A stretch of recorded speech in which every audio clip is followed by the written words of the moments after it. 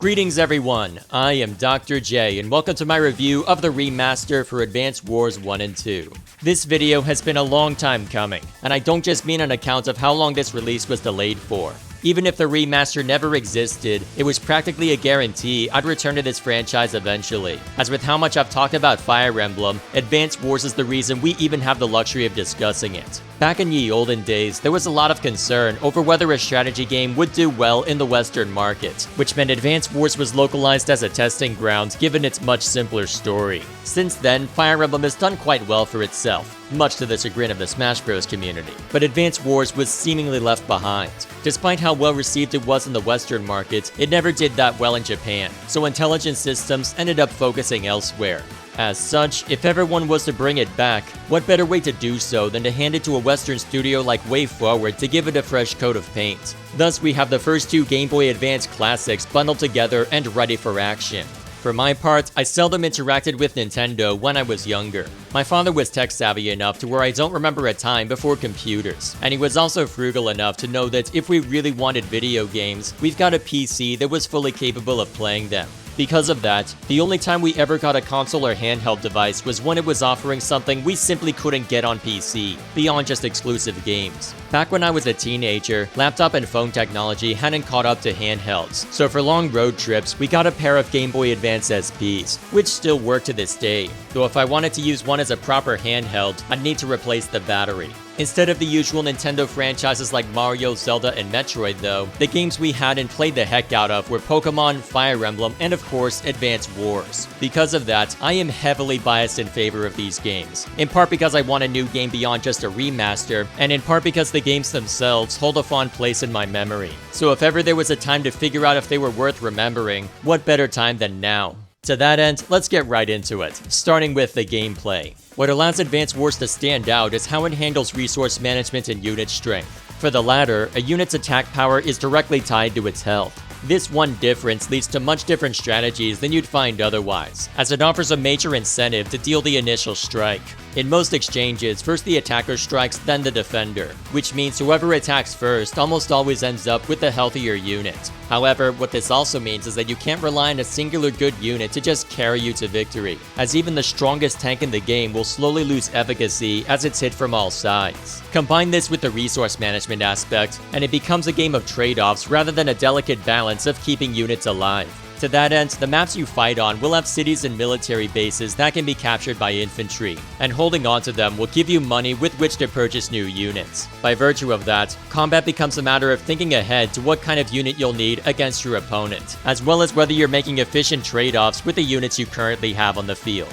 To make those trade-offs worthwhile, individual units are very well balanced. At the core of your army are infantry, who are the only units in the game that can capture territory, ensuring that they remain relevant throughout a battle. They're also the only ground units who can cross mountains and rivers, and get no movement penalty from moving through forests, giving them the ability to reach areas that most vehicles can't, at least not as quickly.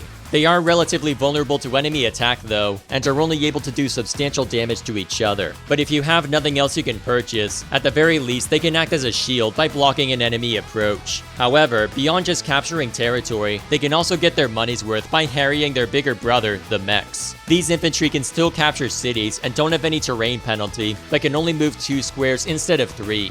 In exchange, if they get an opportunity to fire at a vehicle, they can deal substantial damage, making them ideal for levels with a lot of forests and mountains. From there, you have a wide variety of ground vehicles, starting with a simple recon unit. You don't see them used very much outside of Fog of War maps, which we'll be discussing later, as the fact they use wheels means they're only quick to the draw within roads and cities. As a result, their only purpose in standard gameplay is to harry infantry before the more powerful units show up to scare them off. To try and match their speed, right above them in cost is the APC, whose primary function is to shuttle infantry units around. Since infantry move 3 squares by default, APCs can literally triple that movement in the best case scenario, allowing you to start claiming cities and key structures before your opponent. They're also the only unit who can resupply other units, as every vehicle has an ammo and fuel limit you'll need to worry about. If a unit is reaching the point where it's running out of fuel or ammo, then that's arguably a good problem to have, but if air or naval units run out of fuel, they will either fall out of the sky or sink,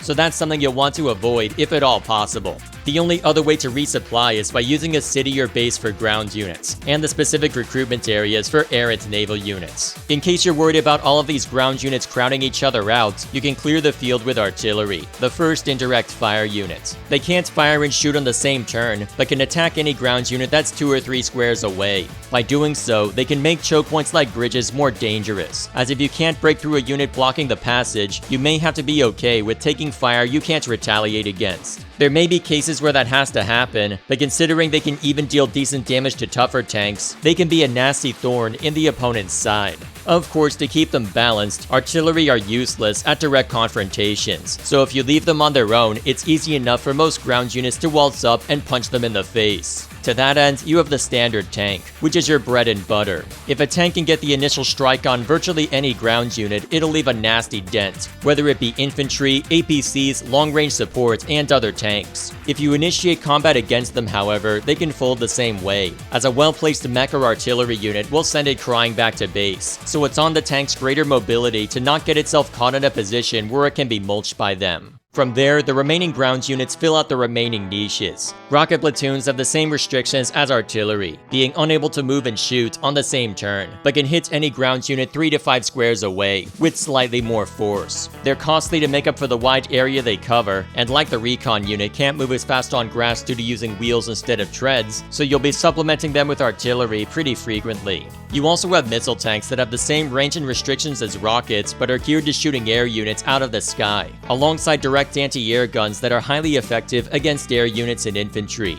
And in case the tank isn't good enough for you, for over double the cost, you can get a medium tank to come in and utterly demolish anything and everything in a direct confrontation. About the only way to reliably bar the way for them is to throw something just as or more expensive at it, or to hit it from range. The way I'm able to describe them says a lot about how well they're balanced, creating a nice dynamic depending on what you and your opponents have built. The limits on artillery ensure that you can't totally rely on them if you ever intend to push into enemy territory. Infantry swarms can be effective at slowing units down, if only by blocking every available square, but due to their lower movement speed, it's not a strategy that can be used in perpetuity, especially since artillery can prevent mechs from getting close enough to matter. You can also end up with an effective arms race if someone is able to get a medium tank on the field, encouraging either a lot of indirect fire and infantry to barricade against it, or the opponent bringing out a medium tank to greet them in kind. To further balance the game, you also have air and naval units to help break stalemates. For air units, you start out with a transport copter that works like an APC, but isn't able to restock allied fuel and ammo. Though given its ability to fly, it can allow you to access parts of the map that not even infantry can reach. For offense, your starting unit is a battle copter, which can deal decent damage to other copters, and can hurt ground units at about the same rates as a standard tank. Ground units can use their machine guns to return fire, which means a battlecopter can wear down even a medium tank given time. The one exception are anti-air guns, as battlecopters will only end up scratching them and can be nearly one-shots even after putting that scratch onto them. Further up the totem pole, you have fighters and bombers, the former being a strictly air-to-air unit, while the latter are only able to hurt ground and naval units. However, with both of them being planes, the only units that can touch them are specialized anti-air units, so fighters act as effective gatekeepers in the sky, and bombers can utterly demolish unprepared ground forces. They aren't prohibitively expensive though, so you kind of have to inflict a ton of damage to get the most out of them. But with their high movement, an enemy force usually has to have more than one AA gun to counter them, lest the first one gets demolished in the initial volley. As far as naval ships are concerned, this is one place where you have to be even more careful with how you spend your money, as while battlecopters are a good entry point for aircraft, the cheapest offensive boat is more expensive than a medium tank. To that end, the cheapest ship is the Lander, which can carry 2 units, or 4 if you take full APCs, and can drop them off either at a port or shoreline. It's twice as expensive as an artillery unit though, so you have to be economical regarding how many you create. That said, everything else is even more costly, with the next cheapest ship being the cruiser. They act as the anti-air guns of the sea, able to make mincemeat of any plane that crosses their territory, though bombers can effectively get the jump on them due to their own high movement speed. Where a cruiser is unequivocally useful though is against submarines. Normally, a submarine is a nasty threat to any other boat. Not only can they dive underwater, requiring you to be right next to them to see them, they can't be shot at in that mode except by cruisers and other submarines. The only way they end up being balanced is by consuming a lot of fuel when they dive underwater, and because cruisers don't care if a submarine initiates an engagement, it's still getting shredded. And you'll definitely want those submarines gone if you want to field the most expensive units in the game, the battleship. It's an indirect fire unit that has a range of 2 to 6, allowing them to outrange literally everyone. As a result, when it comes out, you better have a bomber or submarine ready, because it'll need to be taken out in a hurry before it shreds your ground forces. To complement all of these, the map and mission design are great. Within the 2 campaigns, you have a small selection of objectives: defeat every enemy, survive for a set number of turns, or capture a certain number of cities and military bases before your opponent. What ensures there's never a dull moment is that the units you have access to and the map layout ensure there's always something new to check out. On a lot of missions, you won't have a means of recruiting units, which forces you to be judicious about how you use the few units you have. Other missions may give you the means to recruit units where the enemy doesn't, with the goal of either introducing a game mechanic to you or outlasting an opponent. Some maps will be covered in forests, meaning vehicles and infantry are on more even footing due to movement penalties. Those same maps may also have to contend with Fog of War, where you can only see a set distance based on your particular units, which is the one place where recon units get to shine due to their high vision range, and infantry get to annoy you since forests allow every unit to act like a discount submarine.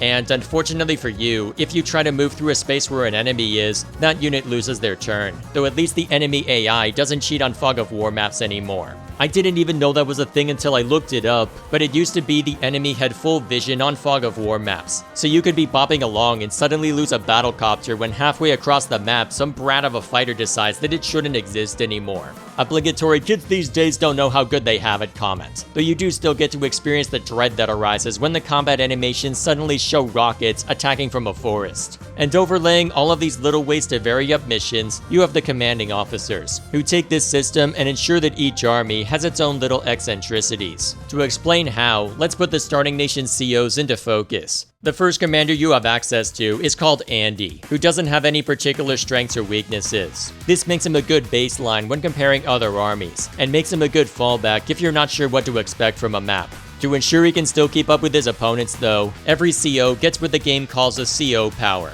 where after dealing and receiving enough damage, you get to augment your forces in a special way. In Andy's case, his is called Hyper Repair, which allows him to repair his units by a flat 20%, and gives them a small attack and defense boost. Since the only normal way to repair units is to park them in a city you own, and let them drain your coffers in proportion to the unit's initial cost, that small repair can make a major difference, especially since you get your CO power faster from getting hit than from dishing it out. To start showing the differences between COs, the next playable one is Max, a direct fire specialist. All of his direct fire units save for infantry and mechs are significantly stronger, but in return, his indirect fire units are not only weaker, but have their range decreased by 1. This means that his artillery are practically useless, and his rockets, missiles, and battleships start looking a lot less appealing. It may be worth it to have some in maps where you can't use aircraft to brute force a situation, but otherwise he's much better off when there isn't a substantial bottleneck to worry about. Though, given how strong his direct fire units are in the first game, that usually isn't a major limitation,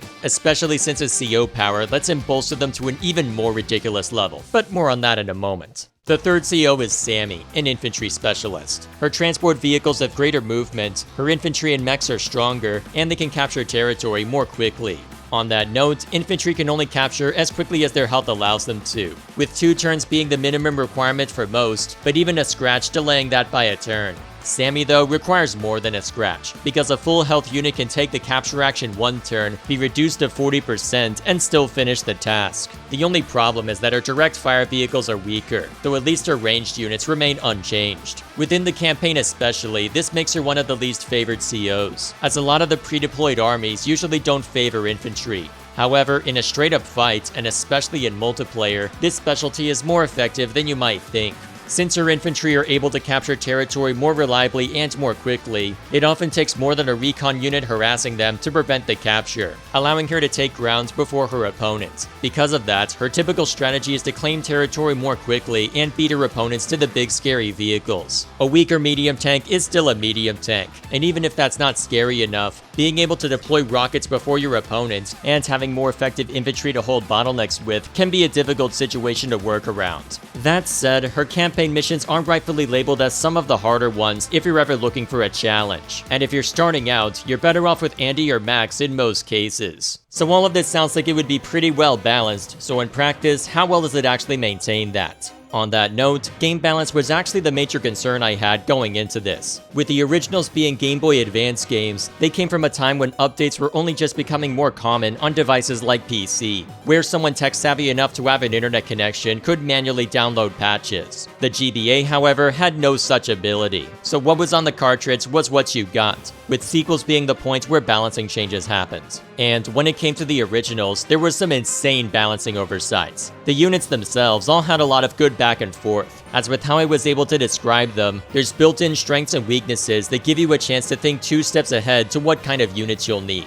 The COs, though, had very clear hierarchies of who was the best. Max's direct fire boost in the first game was a full-blown 50%, which made him an absolute nightmare that allowed him to outgun another CO called Eagle in his own specialty. To be specific, Eagle is an aircraft specialist, who's great with aircraft but terrible with naval units. But since aircraft can be rather oppressive if you don't have the time or foresight to construct anti-air guns, they wisely kept his aircraft's power boost at around 10 to 20%. The only reason that Eagle is able to hold a candle to max is because his land units don't have any penalties, and his CO power gives a turn refresh to all of his non-infantry units, which is burned into most players' memories, myself included, after you face him for the first time and find out what his ability does the hard way. As a result, when the sequel rolled around, both of them were nerfed. Max's direct fire boost was drastically reduced, and by introducing another tier of CO powers called Super CO powers, they could reduce how often Eagle could use the turn refresh. It also meant they could make Sammy a little more viable by improving her infantry's ability, and by giving her a Super CO power that allows her to instantly capture territory regardless of the infantry's health. Hence why she's considered such a menace in multiplayer. In most battles, the win conditions are to either destroy every enemy unit or to seize enemy headquarters, and when a 1% HP infantry unit only needs to be 5 squares away, you have to start being a lot more thorough against her. Due to that balance difference, I was very curious to see how the remaster would handle it, and they chose what was probably the best case scenario. Instead of trying to reinvent the wheel, they kept the game balance specific to each game. So Max in the first campaign gets to go, look what they need to mimic a fraction of our power, but doesn't get access to the new unit introduced in the second. This also applied to other game modes, with you being able to decide whether you prefer to apply one game's eccentricities over another. For all that was changed with the presentation, the games play exactly as they did back then, which, given how beloved they are for those who played them, is exactly what you want for good word of mouth, hence this video's existence. That said, there were some eccentricities that they may have wanted to change, at least for certain game modes. The AI can be rather silly in what it chooses to prioritize, as it has an undying hatred for APCs, will go after infantry actively capturing territory if one's not around, and then they start to look at your other units. In principle, it's not a bad idea. APCs allow infantry to reach enemy territory more quickly, more territory for the enemy means more money means more problems. The only problem is that, once you know that, it becomes very easy to cheese the AI's singular hatred for them. Oh shoot, I wasn't able to beat up all the enemy anti-air guns. I sure hope it doesn't target my fleet of bombers while I casually move this APC into range. Then again, some of the maps can be rather nasty, so perhaps it's for the best, if only for my sanity's sake. But I do wish there was an option to make the AI smarter than this. Regardless, that makes up what you can expect from gameplay, so let's take a look at the game modes being offered. To start us out, you're compelled to play 3 tutorial levels before playing one of the campaigns, and to unlock game modes as you go. The 2 campaigns from the original games are brought over in much the same way, and if you've never played them, the first campaign does a decent job at introducing everything. That said, it's worth mentioning that the original tutorial was scaled back considerably and reintegrated into the game itself. There used to be 14 missions, but now it's just the 3 mandated ones, 3 more integrated into the first campaign, with the rest being left behind. Instead, whenever you find something new, you're given tutorial instructions for how to handle the first turn, and information about how a specific unit or game mechanic works. Given the sheer volume of tutorial missions you'd have to go through originally, that's a fair trade-off, especially since you were given reminders in the original version of how certain mechanics worked, and they're entirely skippable if you already know what you're doing. And even if that's not enough, they introduced a casual mode that improves your starting forces and nerfs your enemy's forces a bit, which can give you a bit more leeway to screw up beyond just what the turn reset offers, even if I'll eagerly stand over you with a judgmental expression the moment I see you do that. Granted, I have played this before and did struggle on some of the later missions in each campaign, but given how much time I've spent with the games already, I'm the last person to ask when it comes to judging the difficulty curve. But I will judge a little bit because what good is that experience if I don't get to be a brat every once in a while? Either way, it's a precautionary step that I don't think is necessary, but it's there if you're one of the people who like turning permadeath off in Fire Emblem, which I will also judge you for. As for the campaigns themselves, they play pretty much the same as they did before, but there have been some changes. The first one was made in a time when intelligent systems were experimenting with route splits, with all of the GBA Fire Emblem games receiving some variant of it. It didn't alter the story all that much, but what it meant for the first game was that choosing a CO didn't just influence your army, but sometimes gave you an entirely different map and sometimes different story tidbits. However, while this idea worked great for Fire Emblem, where the sheer number of characters and the greater random chance could make one playthrough substantially different from another, Advance Wars didn't have that to lean on, which means there are some maps that I've literally never seen in the original, despite playing the heck out of it. As such, to respect your time and to maintain the feel of the initial playthrough, you're able to repeat battles at any time, and once you've completed the campaign, you can explore those route splits at your leisure. All in all, a decision I'm very happy with considering how many games are competing for my time. My only gripe is that there's some story tidbits that you wouldn't know to look for in the first split that don't seem possible to find later. You have the unlockable hard mode to explore that, but still, the way it's timed, you do miss some of the context for the first route split. They also made a couple of story changes, one of which I agree with, one of which I despise. Both of them pertain to the first game again, with one requiring a decent amount of revision. To be specific, when you first booted up the original, it asked for your name and treated you as a character in the world. Since this isn't something that was maintained in any future game, including Advance Wars 2, they reduced that role to the in-game shop and the 3 tutorial levels, preferring to keep the focus on the characters in front of us. Given that our pseudo-existence in the story didn't have much influence over it, I'm okay with this revision. The one I'm not okay with is a line change near the end. I'm not going to go into too much detail as it requires me to spoil a key moment, but there's a line where a character was despondent after having been caught off guard that was changed to a defiant retort. Not only does the change take away a strong callback to a prior scene, it undercuts how dangerous the next battle ends up being, by downplaying a situation where a clever character whom we know to be clever is outwitted by our next opponent. They kinda make up for it later with an added scene, but it still leads me to be annoyed that one of the few substantial character and story moments got undercut without good reason. There is a larger conversation that it could spark around localization and adaptation, especially given Advance Wars' curious history there, but that's something which would best be saved for its own video. There are other changes beyond that, which range from inconsequential to tone setting, but to be clear in their importance, here is what you need to know about the story. It exists. That's it, that's the critique.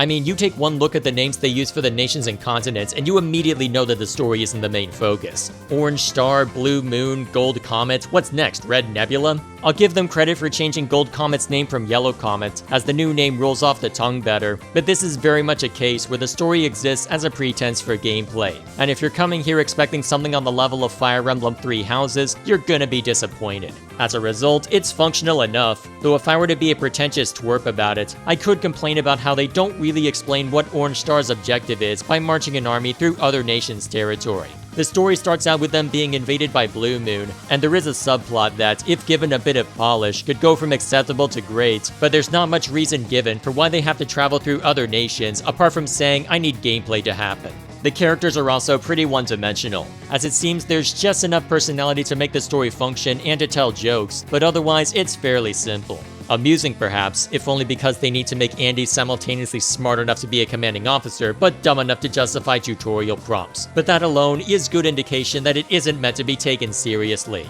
Case in point, What's an airport again? this is a real line from a real video game in the current year of our Lord 2023.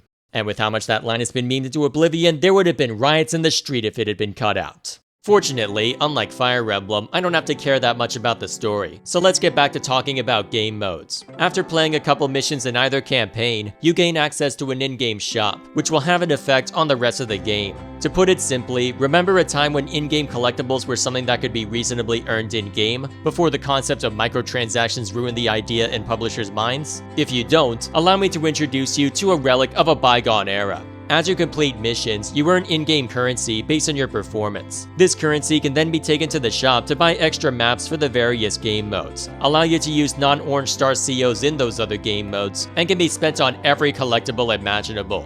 Artwork, music, character details, pretty much everything you could want can be found here, and is earned at a reasonable pace. They even make a joke of the hard modes being a coin or two that ends up being quote on the house anyway, because why would you charge extra for a game mode that you unlocked by beating a campaign in the first place? Oh, how I missed you, old friend. So, what are some of the modes you can buy maps for? Well, first up is the War Room, where you're given a bunch of maps with predetermined cities, bases, and COs, and can challenge yourself on doing well in the same manner as the campaign. More often than not, the enemy has some kind of advantage, either in terms of terrain, money, or available units, which can make later ones rather challenging if you're not prepared. There are some challenging maps in here due to what the AI is given to work with. As mentioned earlier, both variants from Advance Wars 1 and 2 are here, including the differences in game balance and the specific COs you face off against, so there's plenty to do if you wish to challenge yourself with and or against a specific character. In fact, there's technically new content, as the War Room maps that were added with Advance Wars 2 get a variant with the original game's balance, which was likely really easy to add but is still appreciated.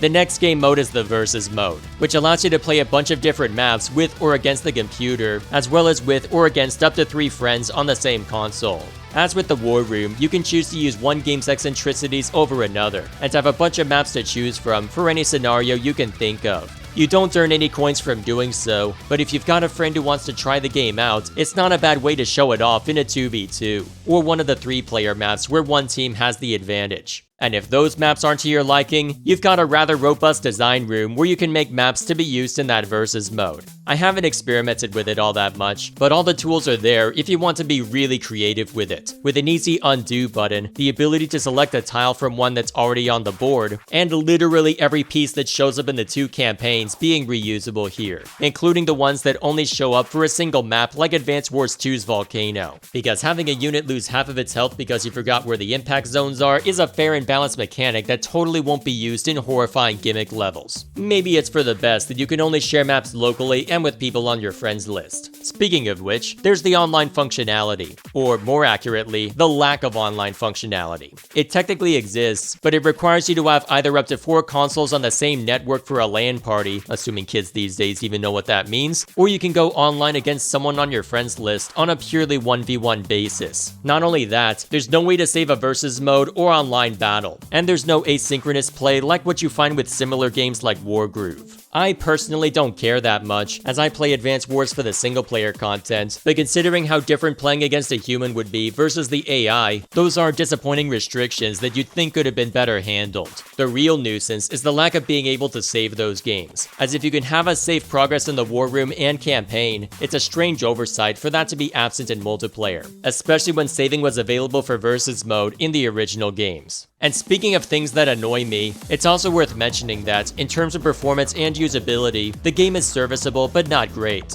You are able to turn off combat animations if you're strapped for time or sick of them, and they also added the turn reset and a fast forward button. But considering how basic the presentation is, I'm at a loss for why the game runs at 30 FPS. It's not like it needs to run faster since this is a turn-based game, apart from my desire as a PC gamer to make console peasants understand what they're missing, but I am surprised that it doesn't. Also, maybe I'm just used to how oversensitive Fire Emblem Engage is, since that was the main thing I played before this one, but the controls to select a tile on the grid feel sluggish to me. It's not like Three Houses, where they have the zoom-in gimmick and a pointer not tied to the grid to justify the scroll speed. It just feels unresponsive sometimes. Still, those are my only complaints, so on to more positive things. It's really nice to be able to zoom all the way out now. Being able to surpass the visual limitations of a Game Boy Advance to see the entirety of a large map, definitely appreciated, even if they use it to justify their 3D models. Speaking of which, that's the last thing we have to discuss, because if we're going to talk about a remaster, we have to spend a bunch of time talking about the changes to the presentation.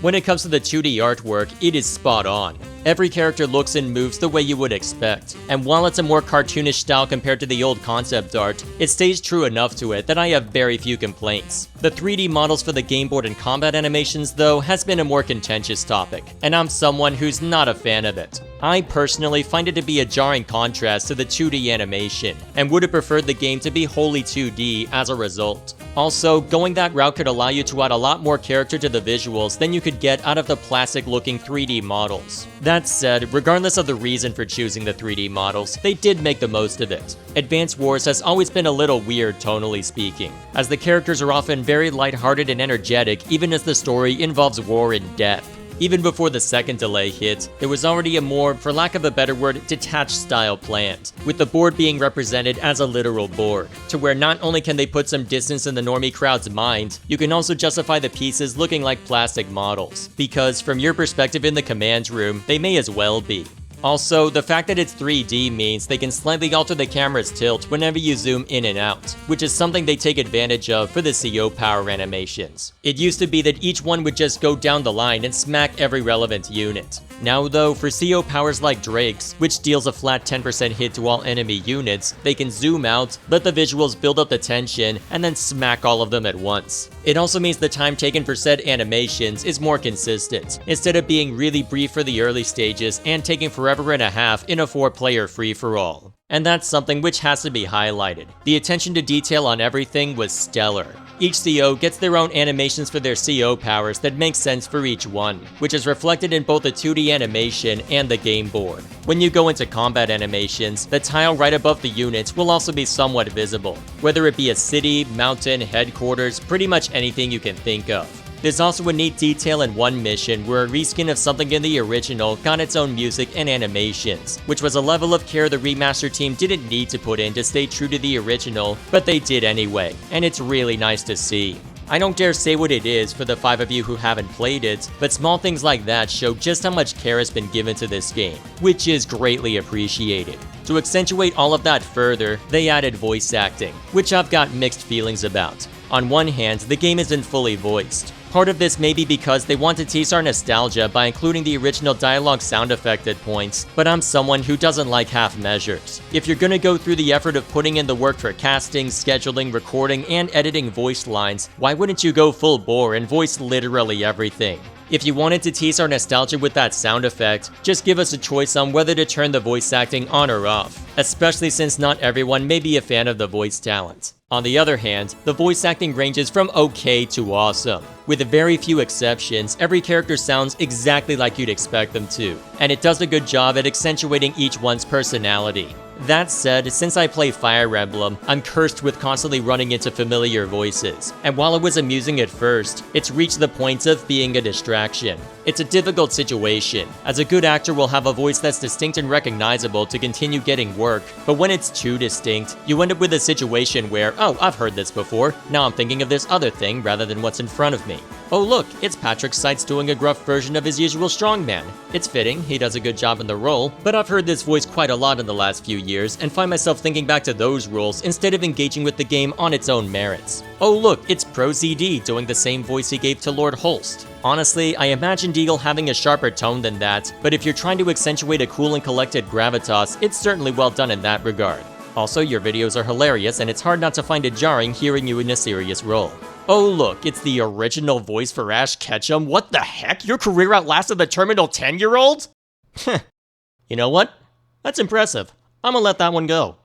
All that to say, it's nice to see reliable talent receiving work and doing a good job, but it's reached the point of being jarring to me in the same vein as celebrity actors doing voice acting gigs. One thing we can all agree was a step up though is the music, which is excellent. Each CO gets a theme song whenever it's their turn, and when you've already got solid tunes to start with, taking away the limitations of a GBA let them be really creative. To continue the attention to detail trend, the CO power theme from the first game is now slightly different for each CO, to where if you didn't know any better, you'd think it was part of their theme song. Heck, it technically is when you go to the gallery, as there's now multiple versions of a given song. One for normal gameplay, one for when a CO power is activated that kicks things up a notch, and an extra variant on top of those that take away some of the instrumentation when looking at the recruitment menu or unit description.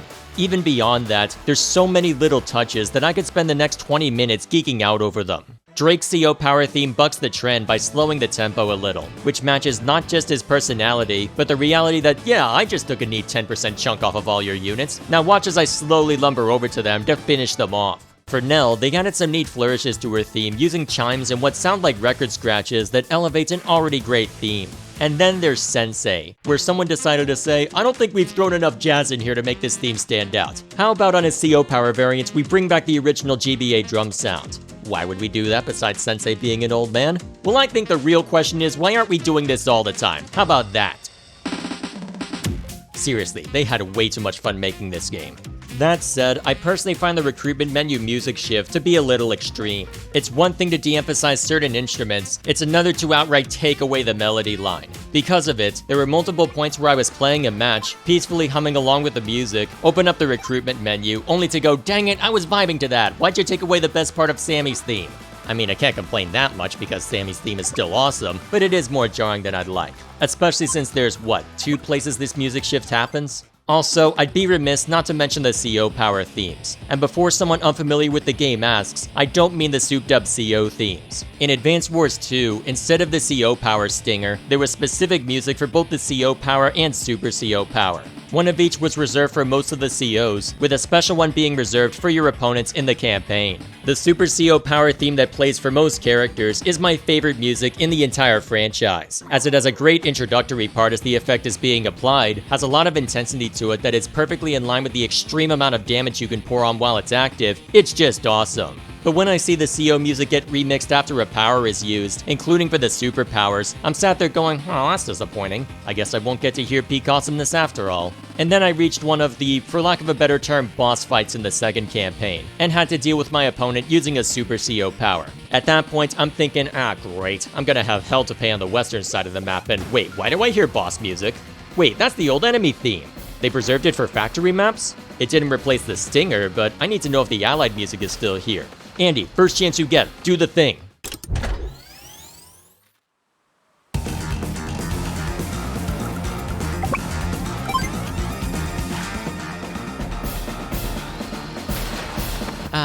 That's better. It could stand to be more aggressive, especially at the start, and I wish I could toggle this to play all the time, but keeping it reserved for important missions works too, I guess. But seriously, give me the option to toggle it, I want to use this more often. So yeah, in case the barrage of overly verbose detail didn't make it obvious, I'm really glad this remaster exists. The gameplay has been near completely preserved from the original release, while giving it a nice makeover that improves some of the usability and adds a lot of little touches that make it a pleasant experience throughout. It's not a perfect launch, as there are some usability issues and a script change that leaves the first game's story worse for wear, but for the sake of introducing this franchise to a new audience, for the sake of breathing life back into something I never thought I'd see again, this is well worth the price of admission. It's good to see you again, old friend, and I hope this means I can expect to see you again soon. With that said, that's all I have for this video. Thank you all for watching. Please like and share this if you find it deserving, and subscribe to this channel for more reviews as well as other content posted on a semi-regular basis. I cast a wide net on the kind of games I cover, with the RPG niche especially covering a pretty wide area. But between finding time for Fire Emblem Engage and awaiting the sequel to Wargroove, I'll have plenty to occupy myself with as far as turn-based strategy games are concerned. It's a good time to be a fan of the genre if you don't mind the stories being on the weaker side, though I'll have more to say on that when the inevitable Engage video is ready. Until then, thank you all once again for watching, let me know what you think in the comments below, and I'll see you all later.